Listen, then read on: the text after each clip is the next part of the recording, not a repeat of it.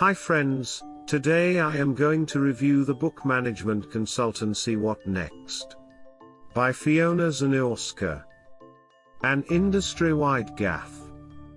When the 21st century history of management consultancy is written, it will catalogue one critical mistake. At the dawn of the century, consultants grievously underestimated the impact of e-business. They did not anticipate the degree to which e-business would transform their industry, creating opportunities and irreversibly altering the business landscape. What are the key issues for the consulting profession as it passes from the first to the second generation of e-business? Many businesses began to spurn advice from larger, more tradition-steeped firms, where enterprise resource planning, ERP, consultants received token e-business training. The upstarts set out to redefine the business of consulting. Their emergence stimulated a reaction from the old line firms, and several industry characteristics shifted forever. 1. Process and delivery methods changed. 2. Assignment periods were compressed from months to weeks. 3. Detailed strategies gave way to short-term approaches nimble enough to adjust to rapidly evolving market conditions.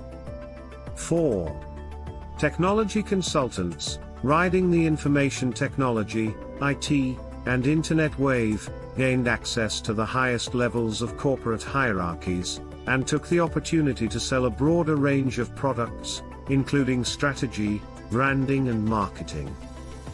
5. The new firms responded to growing demand for consultants, who had practical experience implementing the systems they were promoting. Consultants have always tried to be all things to all people, but this attitude will be harder to sustain in the face of growing barriers. In this environment, the key challenge, as a consultant, will be to know where you fit. As the .com bubble burst, the new consulting firms saw billions of dollars of value evaporate seemingly overnight. Survival meant retrenchment. However, large consulting corporations continued to invest millions in e-business projects, many designed to streamline internal operations. Now that the bursting bubble's dust has settled, consultants are asking, what's next? Critical questions on the table include: 1. Will the changes introduced by e-business stick? 2. Will the new economy firms fade, to be replaced by established mega firms? 3. Will upstart firms succeed in redefining the delivery of professional consulting? 4. Will e-business continue to drive consulting? What will be the next big trend? The e-business appeal. Companies hire e-business consultants to fill 5 fundamental knowledge gaps. New approaches. Some clients need new approaches to old problems, perhaps something more creative, or something that generates new data for decision-making. Added resources. Entrepreneurial firms frequently lack talent in the early stages of an emerging industry. Their current staff gets busy, but the firms need to explore unproven concepts. In this mode, consultants fill a relatively short-term need. Specialist expertise. To grow faster, clients import specific advanced knowledge. Established methodologies. Entrepreneurs like to throw away the rulebook, but they often later go back to it. The .com collapse sensitized clients to the need for tried and tested methods and systems. Contacts. Consultants use their networks to create cross-sector alliances for clients. The market demand is not static. As firms grow, client demand passes through 3 phases. Primarily, new firms need additional resources, new concepts and industry expertise. Clients explore their options and decide which ideas to bring to market.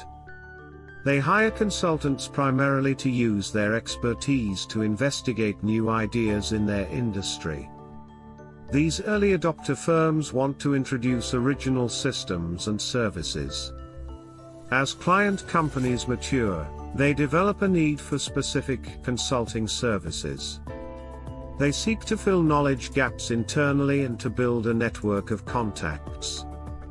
Now that clients know what they aim to achieve, they seek industry-specific knowledge and help in managing projects they already have underway. Opportunity-specific knowledge takes over from industry-specific knowledge. Clients focus on getting quickly to the end games of their endeavors. They are no longer hiring consultants or innovating thinking. They want to bring a specific area to fast fruition, and are often willing to outsource an entire project to get it done. By contrast, these new firms appear to offer fresh ideas, a new way of doing things and, above all, a dedicated focus on the new economy. Aside from the phase a company is in, experience shows that firms will hire consultants for varied lengths of time and seek one of three types of consultant-client relationships. Mentoring relationships. These facilitate the client's ideas and opportunities, and act as catalysts to develop new opportunities for clients. Such practices tend to be informal and to enjoy a relatively extended life span. Management relationships. These occur when the consulting firm is assigned to develop and implement a specific project.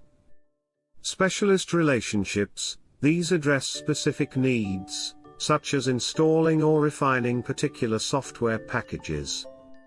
Success hinges on the consultant's exact expertise, that is, opportunity-specific knowledge rather than industry-specific. A blurring of the lines. Clients and consultants used to look quite different. Clients own physical plants, while consultants' revenue stemmed from their knowledge base or expertise. In the past 2 decades, however, clients have come to appreciate the value of accumulated knowledge. Consultants have invested heavily in facilities, primarily technology infrastructure. As a result, clients and consultants look much more similar, and the traditional lines between them appear to be blurring. Consultancies evolve over 2 paths. Some emphasize advice and process knowledge while others emphasize implementation. The current trend is that consulting companies are getting more actively involved in execution.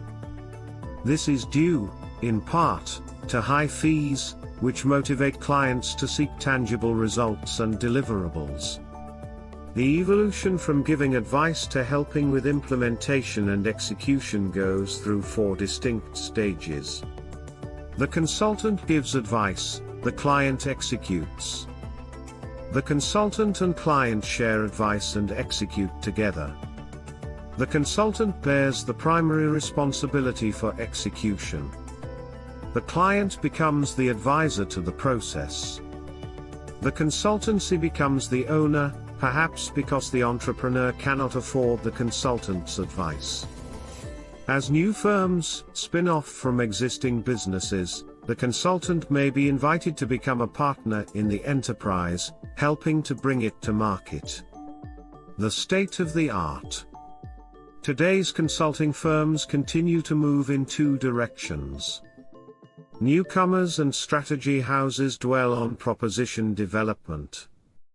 They focus more on their clients' and customers than on the clients themselves. Proposition development differs from the traditional consulting market, because it aims at an end result, such as launching a new venture, like a spin-off or e-business. Other firms are moving in the opposite direction. They assume the new venture has been launched and the innovator now needs help to sustain the initiative, including logistics, fulfillment and supply chain enhancement, as well as development of technical infrastructures, systems and personnel.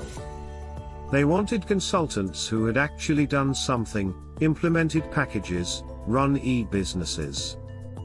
According to research, clients believe that consultants who specialize give them more value. They doubt that their operations benefit substantially from generic research. Clients particularly value proposition development and consultants' ability to locate new business opportunities, to provide specialized technical assistance and to use their networks to generate participants for new ventures. Improving consultancy.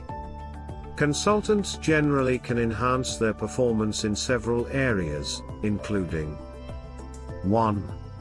Acquiring and managing intellectual capital. Clients demand concrete consulting services with a solid return on investment. 2. Software and consulting advice are converging as a single product. 3. Future clients will demand more new ideas, faster delivery and more efficient, workable solutions. 4. This challenges consulting firms, which generally lack a solid track record of commercially viable innovations. 5. More collaborative consulting. Consulting firms are under pressure to manage intellectual assets better. 6.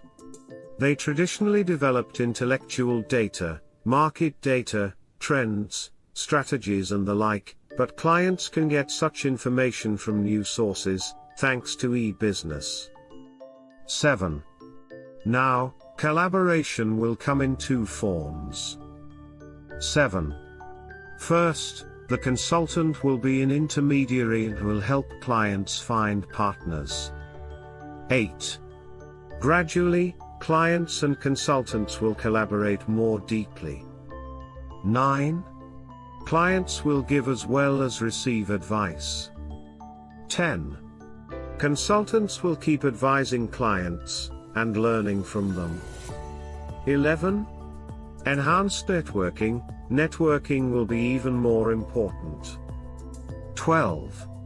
Consultants will tap their networks for new intellectual capital, for partnerships and for ways to differentiate their offerings and solidify their market positions. 13. New models for organization. How long will the model of the centralized consulting firm survive? 14. Firm size is either an advantage or disadvantage, depending on the circumstances. 15. More firms are beginning to experiment with the notion of virtual communities, where management and bureaucratic hierarchies are less intrusive. Creating your brand. Branding is difficult for many consulting firms, because it involves differentiation. Consultants work so hard at mirroring their clients that they have little incentive to break free from homogeneous product offerings. New consulting firms try to differentiate their products aggressively, but eventually realize how difficult that is to do. Consulting firms need to strengthen client loyalty through defining their strengths and establishing their brands. Specialization has been the traditional approach to differentiation, but it often fragments rather than reinforces the consultant's brand image. The threat is that as soon as a consultancy becomes identified with a specific specialized field, the specialization itself will change. Clients have always wanted specialist knowledge, often far more than consulting firms have been willing or able to provide. One alternative approach is the trend toward experiential consulting. Consultants have launched business journals and alliances with business schools to gain access to more exclusive information pipelines. Such experiential consulting will become more important as consulting companies fight the commoditization of their products and services. Marketing literature is a window on an organization, opening up its products and services to potential purchasers. But it is, obviously, also the picture that that organization wants us to see, and, as such, it can constitute a barrier between customers and the information they think they need. However, clients typically have a problem getting the information they need to make wise consultant hiring decisions. Consulting companies intentionally make their brochures vague and, out of self-interest, they do not state their individual consultants' areas of expertise or performance ratings. Clients want a catalog that explains who the specialists are and how good they are. Clients may not be aware that they are asking for the consultant's most proprietary, valuable intellectual capital. Developing, selling and allocating this information is a consulting firm's raison d'etre. Thus, firms resist any external accreditation process. The reason why clients only very rarely get the information they want is that it is fundamentally not in the economic interest of consulting firms to provide it. This opposition to transparency is likely to diminish.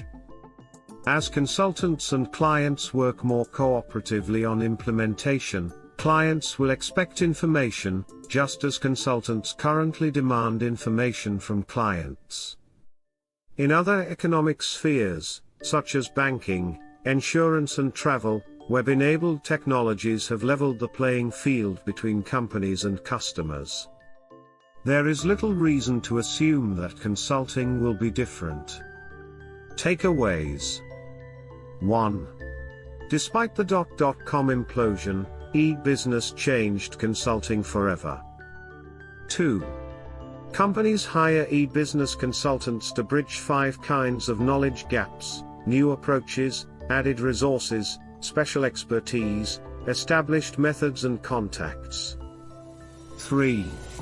Consultants use their business contacts to create cross-industry partnerships and networks for their clients. 4. Companies need consultants during 3 developmental phases: starting up, adding expertise and maximizing growth opportunities. 5. Consultant-client relationships are based on mentoring, managing or specializing. 6. The consultant-client line is blurring. 6. In the future, they will often collaborate. 7. Some consultants transcend collaboration to become co-owners, often because entrepreneurs cannot afford their fees. 8. Consultants fear branding out of worry that differentiating their business will limit it. 9. Clients want a directory that lists consultants and ranks their expertise. 10. Consultants say this data is too proprietary to distribute, but web-enhanced information systems will eventually bypass or overcome their objections.